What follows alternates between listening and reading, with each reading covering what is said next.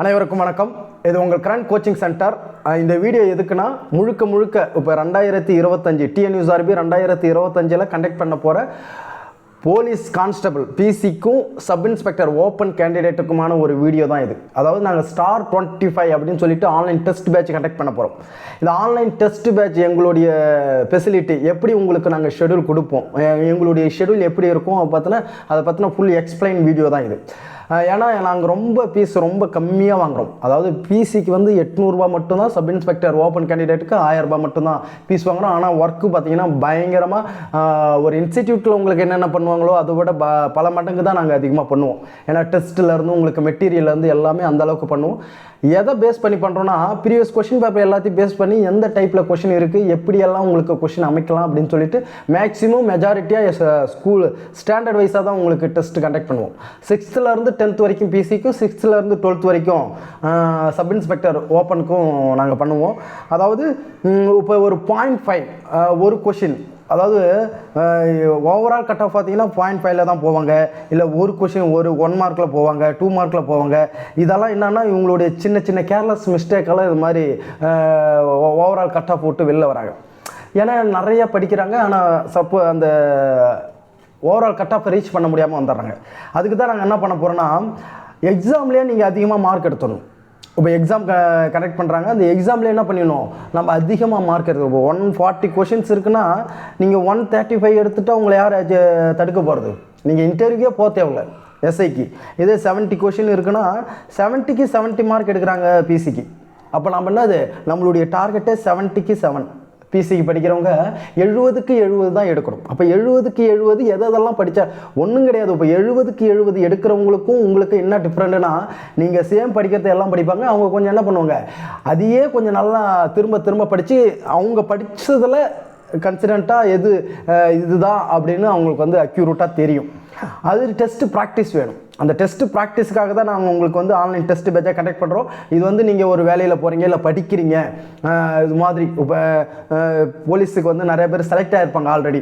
இப்போ அவங்களாம் வேலையில் தான் இருப்பாங்க. அவங்க வந்து எங்களுடைய டெஸ்ட்டு பேட்சை யூஸ் பண்ணிக்கினாங்கன்னா ரொம்ப யூஸ்ஃபுல்லாக இருக்கும். ஏன்னா உங்களுக்கு நாங்கள் வந்து மெட்டீரியலை வந்து பிடிஎஃபாக சென்ட் பண்ணுறோம். 6th நாங்கள் ஒவ்வொரு டார்கெட்டுக்கு கொடுப்போம். அதுக்கு நான் பின்னாடி விளக்கம் சொல்கிறேன் பாருங்கள். அதான் நியூ பேட்ச் ஸ்டார் 25 அப்படின்னு சொல்லிட்டு நியூ பேட்ச் வந்து ஸ்டார்ட் பண்ணுறோம். ஸ்டார் 25 இந்த 2025 நீங்கள் ஸ்டார் கண்டிப்பாக வைக்கணுன்றதுனால இது வந்து ஆன்லைன் டெஸ்ட் பேட்ச், முழுக்க ஆன்லைன். நாங்கள் உங்களுக்கு வந்து ஆன்லைன்லேயே வாட்ஸ்அப் ஒன்று ஓப்பன் பண்ணுவோம். அந்த வாட்ஸ்அப்பில் உங்களுக்கு என்னென்ன நாங்கள் செய்யணும், நீங்கள் என்னென்ன பண்ணணுன்ற கொண்டு எல்லாத்தையும் கிளியராக உங்களுக்கு நாங்கள் இன்ஸ்ட்ரக்ஷன் கொடுத்துக்கினே வருவோம். இது டிஎன்யூஆர்பி 2025 எக்ஸாம் வரைக்குமே நாங்கள் இந்த ஆன்லைன் டெஸ்ட் பேட்சை கண்டக்ட் பண்ணுவோம். ஒன்ஸ் நீங்கள் ஜாயின் பண்ணிட்டா போதும். இப்போ டிஎன்யூஆர்பி ஏப்ரலில் நோட்டிஃபிகேஷன் விட போகிறாங்கன்னு ஒரு நியூஸ் வருது. இப்போ அப்படி நியூஸ் அந்த ஏப்ரலில் நோட்டிஃபிகேஷன் வந்து ஒரு மே, ஜூன், ஜூலை, ஒரு ஆகஸ்ட்லேயோ அது மாதிரி எக்ஸாம் வருதுன்னா அது வரைக்குமே உங்களுக்கு என்னது, இந்த டெஸ்ட் பேட்ச் வந்து தொடரும். அது வரைக்கும் உங்களுக்கு நாங்கள் டெஸ்ட்டு கண்டக்ட் பண்ணி தான் இருப்போம். வேக்கன்சி எந்த அளவுக்கு வரப்போகுது அப்படின்னு பார்த்தீங்கன்னா, பிசி கிரேடு 2க்கு வந்து 10,000+ வரப்போகுது, கண்டிப்பாக வரப்போகுது. பிசி கிரேடு 2 இந்த வருஷம் நீங்கள் விட்டுட்டிங்கன்னா 5th கமிஷன் வந்து 10th 12th குவாலிஃபிகேஷன் சொல்லியிருக்கிறாங்க. மேக்ஸிமம் எல்லாருமே 12th தாண்டி தான் படிக்கிறீங்க. ஆனால் இருந்தாலும் குவாலிஃபைடு எப்படி 12th ஸ்டாண்டர்ட் சொல்லியிருக்கிறாங்க. அது இப்போ வர நோட்டிஃபிகேஷனில் வந்து சேஞ்ச் பண்ண வாய்ப்பு இல்லை. ஆனால் அடுத்தடுத்த நோட்டிஃபிகேஷனில் கண்டிப்பாக சேஞ்ச் பண்ணுவாங்க. எக்ஸாம் பேட்டர்னை சேஞ்ச் பண்ணுவாங்க. ஏன்னா காம்படிஷன் அதிகமாக இருக்குது. நீங்கள் இப்போ ஒன்றும் கிடையாது, இந்த எக்ஸாம் பேட்டர்னே ப்ரிலிம்ஸ் மெயின்ஸ் வச்சாலே சப் இன்ஸ்பெக்டரில் பாஸ் ஆகி ஒரு 1000 பேர் எடுக்கிறாங்கன்னா அந்த 1000 பேரும் செலக்ட் பண்ணி போவாங்க தானே. எப்படியா இருந்தாலும் 1000 பேர் செலக்ட் ஆகி உள்ளே போக தான் போகிறாங்க. அதுக்காக ஐயோ இப்படி எக்ஸாம் பேட்டர்ன் மாற்றிட்டா யாராலையும் பாஸ் பண்ண முடியாது மட்டும் நினைக்காதீங்க. எல்லாத்துக்கும் எல்லாமே ரெடியாக இருக்குது. எல்லாமே டெஸ்ட்டு ப்ராக்டிஸ் தான். அதனால் இந்த 2025 பிசி கிரேடு 2 வந்து 10,000 வேக்கன்சி வரப்போகுது. இந்த வேக்கன்சியில் நீங்கள் கண்டிப்பாக ஒரு ஆளாக போகணும் அப்படின்னா நல்லா டெஸ்ட்டு ப்ராக்டிஸ் இருக்கணும். நல்லா படிக்கிறதோட விட்டுறக்கூடாது, நிறைய டெஸ்ட்டு ப்ராக்டிஸ் இருக்கணும். நிறைய சைக்காலஜி எல்லாமே என்னது, நீங்கள் அடிக்கடிக்கு கொஷின் பேப்பரை எடுத்து ப்ரீவியஸ் கொஷின் பேப்பரெல்லாம் எடுத்து ப்ராக்டிஸ் பண்ண கற்றுக்குங்க. சப் இன்ஸ்பெக்டருக்கு 1350 வேக்கன்சி இருக்குது. அதில் 20% டிபார்ட்மெண்ட் கோட்டாவுக்கு போயிடும். 20% போயிடுச்சுன்னா 270. இந்த 270 பார்த்தீங்கன்னா 1110 அது மாதிரி தான் வரும். 1110 அது மாதிரி உங்களுக்கு வேக்கன்சி இருக்கும். அப்போ இந்த 1110 வந்து உங்களுக்கு ரிசர்வேஷன் இருக்குது. எம்பிசி, எஸ்சி, ஓபிசி, பிசி அதுமாரி உங்களுக்கு ரிசர்வேஷன் இருக்குது. அப்போ இவ்வளோ ரிசர்வேஷன் அடிப்படையில் ஒவ்வொரு சாப்டராக பிரித்தாங்கன்னா அப்போ ஜென்ரலில் எவ்வளோ இருக்குன்னு பாருங்கள். அப்போ இது மாதிரி இருக்குது. ஆனால் இது பல்கான வேக்கன்சி தான். எஸ்ஐக்கு வந்து 1350 வருதுன்னு சொல்கிறாங்க. ஆனால் இது மட்டும் இப்படி வந்துச்சுன்னா இது ரொம்ப ரொம்ப பல்கான வேக்கன்சி. இந்த வேக்கன்சியை விட்டிங்கன்னா வேறு எப்பயுமே உங்களால் ரீச் பண்ணுறதுக்கு கஷ்டமாக இருக்கும்.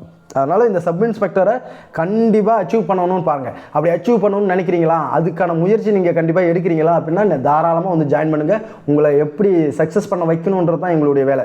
உங்களுக்கு வந்து எஸ்ஐக்கு வந்து நாங்கள் இங்கிலீஷ் கிராமர்லேருந்து சைக்காலஜி மேக்ஸ்லேருந்து எல்லாத்தையுமே எக்ஸ்பிளைன் பண்ணுவோம். உங்களுக்கு கொஸ்டின்ஸ் எல்லாம் பார்த்தீங்கன்னா எதையுமே நாங்கள் விட மாட்டோம். இன்ச்சு பை இன்ச்சாக உங்களுக்கு எதெல்லாம் கேள்வியாக செட் பண்ணலாம், எந்தெந்த கேள்வி அட்லீஸ்ட் நீங்கள் இந்த கேள்வியை கடைசியில் ரிவிஷனுக்கு தேவைப்படுன்ற அளவுக்கு உங்களுக்கு கொஸ்டின் பேட்டர்ன் செட் பண்ணுவோம். இப்போ வந்து அட்மிஷன் நடந்துன்னு இருக்குங்க. அதாவது நாங்கள் ஸ்டார் 25க்கான அட்மிஷன் நடந்துன்னு இருக்குது. 22ஆம் தேதியிலேருந்தே ஸ்டார்ட் பண்ணிட்டோம். இப்போ வந்து 4ஆம் தேதி வரைக்கும் உங்களுக்கு இருக்குது. ஒன்றும் நாங்கள் வந்து அதிகமாக எதிர்பார்க்கல. குறைந்தது ஒரு 50 பேர் அவ்வளோதான். இந்த 50 பேர் இருந்தாலே போதும். ஆன்லைன் டெஸ்ட் பேட்சுக்கு ஆல்ரெடி நாங்கள் ஃபஸ்ட்டு டெஸ்ட் பேட்ச் செட் பண்ணி ஓடின்னு இருக்குது. அவங்க இதில் 50 பேர் தான். அதாவது ஒரு டெஸ்ட் பேட்சுக்கு நாங்கள் எடுக்கிறதே 50 பேர் தான். அந்த 50 பேரையும் கரெக்டாக நாங்கள் ஃபோக்கஸ்டாக அவங்க வந்து என்ன பண்ணுறாங்க, என்ன பண்ண, எக்ஸாம் எதனால் அப்படின்னு சொல்லிட்டு அவங்கள்ட்ட விசாரித்து எல்லா டீட்டெயிலும் கேட்டுன்னு இருக்கிறோம். அப்போ என்னது அட்மிஷன் வந்து 4ஆம் தேதி வரைக்கும் இருக்குது.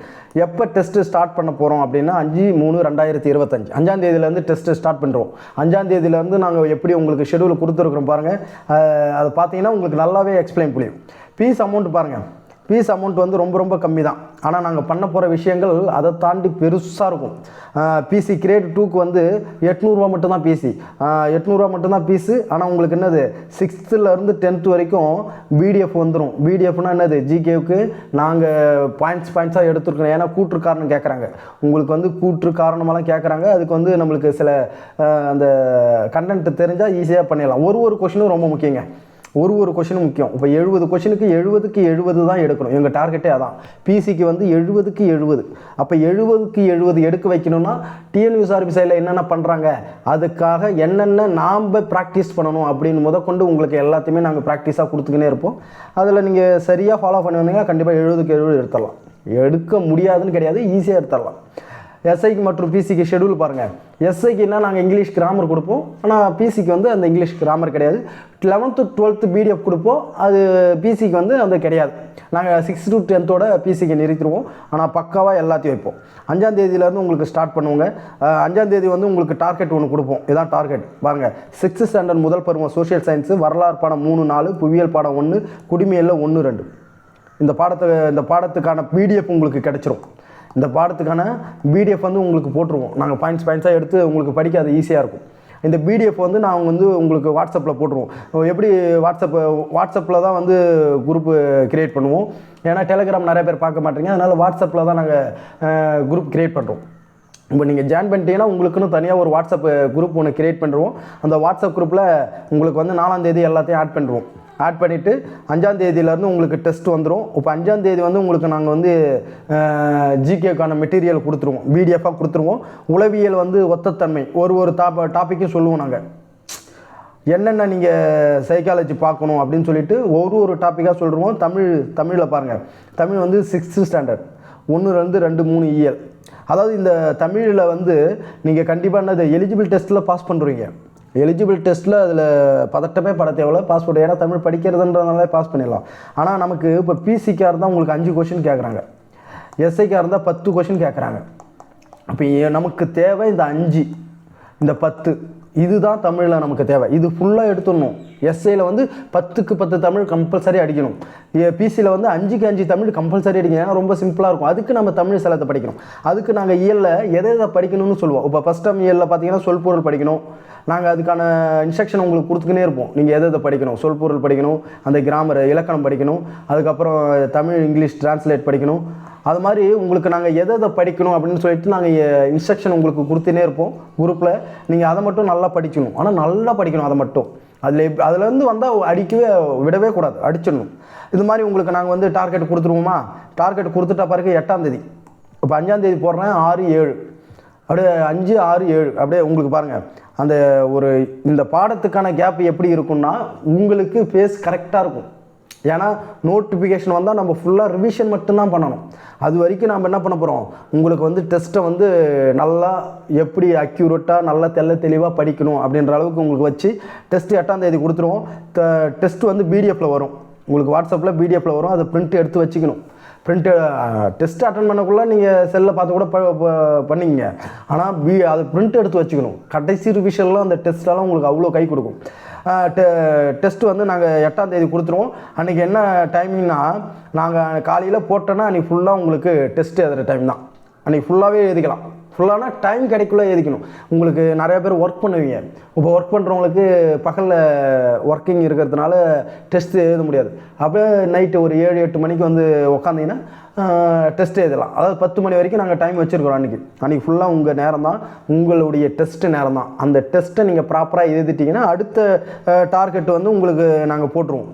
அடுத்த டார்கெட்டுக்கான சிலபஸை போட்டுருவோம். அடுத்த டார்கெட் சிலபஸ் பாருங்களேன்.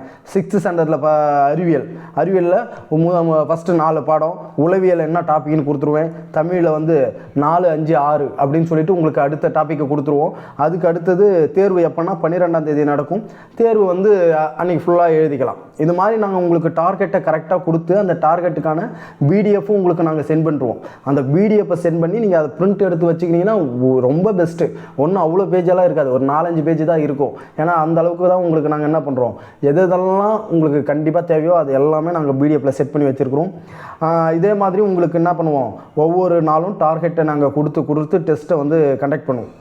டெஸ்ட்டு கண்டக்ட் பண்ணக்குள்ளே டெஸ்ட்டை பார்த்தீங்கன்னா அந்த அளவுக்கு என்னது எஃபெக்டோடு இருக்கும். கூற்று காரணம் பொறுத்துக எல்லாமே வச்சு தான் உங்களுக்கு டெஸ்ட்டை கண்டக்ட் பண்ணுவோம். இங்கிலீஷ் அதேமாதிரி எஸ்ஐக்கு பார்த்தீங்கன்னா இங்கிலீஷ் கிராமர் எல்லாமே வந்துடும். எஸ்ஐக்கு பாருங்கள், இங்கிலீஷ் கிராமர் நான் வந்து உங்களுக்கு கொஷின் டேக் சொல்லுவோம். ஒவ்வொன்றும் எந்தெந்த நேரத்தில் உங்களுக்கு எதை கொடுக்கணுமோ, அதாவது இங்கிலீஷில் 10 மார்க் இருக்குல்ல, அந்த 10 மார்க்குக்கு எப்படி நீங்கள் ஈஸியாக மார்க் ஸ்கோர் பண்ணணும் அப்படின்ற அளவுக்கு நாங்கள் உங்களுக்கு அதை கொஷின் டேக்குனா என்ன அப்படின்னு உங்களுக்கு நான் எல்லாத்தையும் சொல்லிவிட்டு உங்களுக்கு அதேமாதிரி டெஸ்ட்டு ப்ராக்டிஸுக்கு எல்லா டெஸ்ட்டும் கொடுத்துருவோம். இது மாதிரி உங்களுக்கு டெஸ்ட்டு கண்டக்ட் பண்ணி உங்களை ரிவிஷன் திரும்ப பாருங்கள். ரிவிஷன் தான் ரொம்ப முக்கியம். ரிவிஷன் எப்படின்னா திரும்ப உங்களுக்கு அப்படியே டெஸ்ட்டு ஆரம்பித்து தொடங்கி வந்ததுலேருந்து அடுத்தடுத்த இதுக்கு முன்னாடி என்ன படித்தோமோ அதெல்லாம் ரிவிஷனாக வரும். உங்களுக்கு கொஷின்லேயும் அந்த ரிவிஷனுக்கான கேள்வி இருக்கும். மேக்ஸிமம் ரிவிஷன் டெஸ்ட் எல்லாமே கூற்று காரணமாக வைப்போம். இது மாதிரி தான் உங்களுக்கு டெஸ்ட்டு ப்ராக்டிஸ் நடக்கும். இதுதான் டெஸ்ட்டு ஷெடியூல். இது வந்து நீங்கள் எப்படி வந்து கரெக்டாக ஃபாலோ பண்ணி ஒரு டெஸ்ட்டும் விடாமல் கரெக்டாக ப்ராப்பராக அட்டன் பண்ணி வந்தீங்கன்னா கண்டிப்பாக நீங்கள் போஸ்டிங்கே வாங்கிடுவீங்க. உங்களுக்கு தேவை என்னது, போஸ்டிங் தான். இப்போ 1000-10,000 பேர் எடுக்க போகிறாங்க. அப்போ அந்த 10,000 பேர்த்தில் நீங்களும் ஒரு ஆள் அப்படின்னு உங்கள் ஒரு போஸ்டிங்கை நீங்கள் ஒதுக்கிடணும். 1350 எஸ்ஐக்கு எடுக்க போகிறாங்கன்னா அந்த 1350 எனக்கு ஒரு போஸ்டிங் என்னை தவிர்த்து தான் மற்ற எல்லாருக்குமே அப்படின்னு நீங்கள் இருக்கணும். அப்போ அந்த அளவுக்கு என்னது எஃபெக்டோடு படிக்கணும். இப்போ இதான் வந்து போலீஸுக்கு வந்து 800 பீஸும், எஸ்ஐ ஓப்பனுக்கு வந்து 1000 பீஸும் நாங்கள் வாங்குகிறோம். டிஸ்கிரிப்ஷன் கீழே வாட்ஸ்அப் லிங்க் இருக்குது, அதில் ஜாயின் பண்ணுங்கள். அதில் ஜாயின் பண்ணிங்கன்னா எல்லாத்தையும் நான் உங்களுக்கு விளக்கமாக சொல்லிடுவேன். அப்படி இல்லையா இந்த நம்பருக்கு நீங்கள் ஜிபே பண்ணணும். 9445992237 இந்த நம்பருக்கு ஜிபே பண்ணுங்கள். இந்த நம்பருக்கு ஜிபே பண்ணிங்கன்னா உங்களை ஆட்டோமேட்டிக்காக நாங்கள் என்ன பண்ணுவோம், குரூப்பில் போடுங்க, நாங்கள் வந்து உங்களை ஜாயின் பண்ணுறோம். இது வந்து உங்களுடைய ஃப்ரெண்ட்ஸு யாருன்னா அதுமாரி போலீஸுக்கு படிப்பாங்க, கண்டிப்பாக படிப்பாங்க. அப்போ அவங்களுக்கு ஷேர் பண்ணுங்கள். இதெல்லாம் ரொம்ப யூஸ்ஃபுல்லாக இருக்கும். ஒரு கிராமத்தில் வந்து படிக்கிறாங்க, இல்லை அதிக வசதி இல்லை, அவங்கெல்லாம் வந்து வெளியே இடத்துக்கு எங்கேயும் போக முடியாது. அவங்கள்ட்டலாம் கண்டிப்பாக செல் இருக்கும். அவங்கள்ட்ட இது மாதிரி இந்த விஷயம் போணுச்சுன்னா கண்டிப்பாக அவங்க ப்ராப்பராக என்ன பண்ணுவாங்க, டெஸ்ட்டு ப்ராக்டிஸ் பண்ணுவாங்க. இது அவங்களுக்கு ரொம்ப யூஸ்ஃபுல்லாக இருக்கும். எங்களுடைய வீடியோவை பார்த்ததுக்கு மிக்க நன்றி. தேங்க்யூ.